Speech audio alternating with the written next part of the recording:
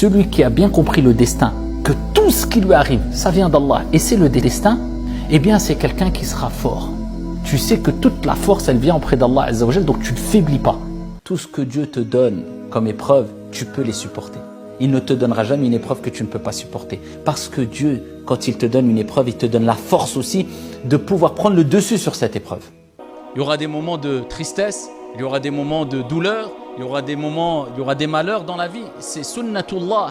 Ça, c'est le décret d'Allah subhanahu wa ta'ala. Allah Azza wa Jalla a dit au prophète alayhi salatu wa salam dans le Coran وَلَا تَكُ فِي ضَيْقِ مِمَّا يَمْكُرُونَ إِنَّ اللَّهَ مَعَ الَّذِينَ اتَّقَوْا. Et ne sois pas وَلَا تَكُ فِي ضَيْقِ مِمَّا يَمْكُرُونَ. N'aie pas ce sentiment d'angoisse. Il ne faut pas avoir cette poitrine serrée, être mal, être gêné à cause de ceux qui complotent contre toi. Allah est avec ceux qui le craignent. Et Allah est avec les bienfaisants. Allah s'adresse à qui? Au prophète alayhi salatu wa salam. Le prophète a pleuré quand son fils est décédé. Et il a rappelé que c'est une miséricorde de la part d'Allah. Donc c'est tout à fait normal d'avoir ces moments de joie, de tristesse, de réussite, d'échec. Allah nous dit dans le Coran, et c'est ainsi que nous faisons alterner les jours. Un jour pour toi, un jour contre toi. Un jour bon, un jour mauvais. Un jour de joie, un jour de tristesse. Mais le croyant, eh bien c'est pertinemment que ces épreuves eh bien, seront une source de bonheur au jour de la résurrection. Et que ce n'est que passager.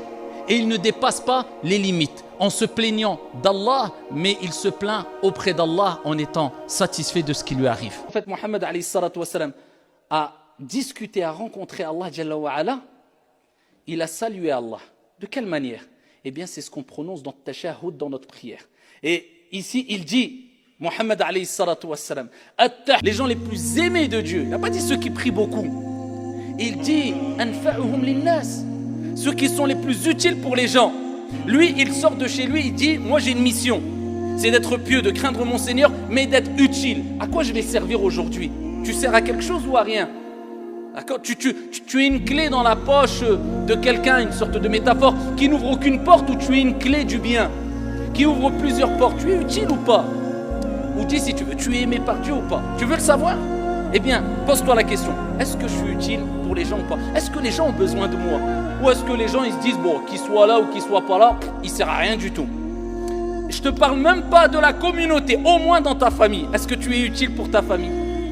Dans ta ville, au moins dans ta ville, tu es utile.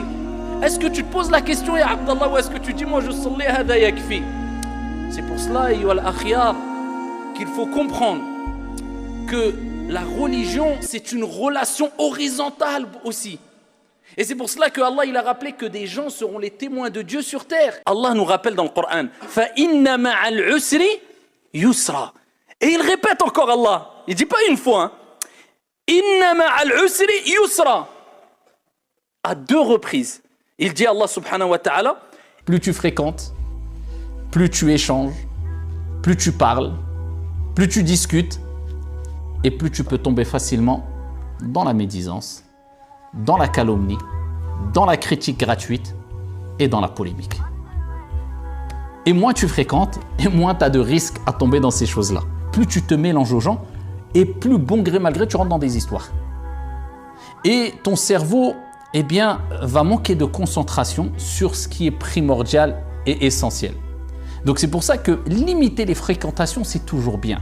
Ça ne veut pas dire ne pas en avoir. Mais ici, faire la collection des amis et des fréquentations, ça n'a jamais été vu d'un bon œil, surtout chez les pieux prédécesseurs. Et c'est pour ça que le croyant doit toujours essayer d'avoir cet instant-là qui est « je m'isole ». Voilà, je reste dans une certaine discrétion. Tu as une fréquentation, 1, 2, 3 personnes intimes que tu fréquentes régulièrement, avec qui tu te confies, se confient, 5, 6, 7, bon, 10, 14, 20, tu vas où?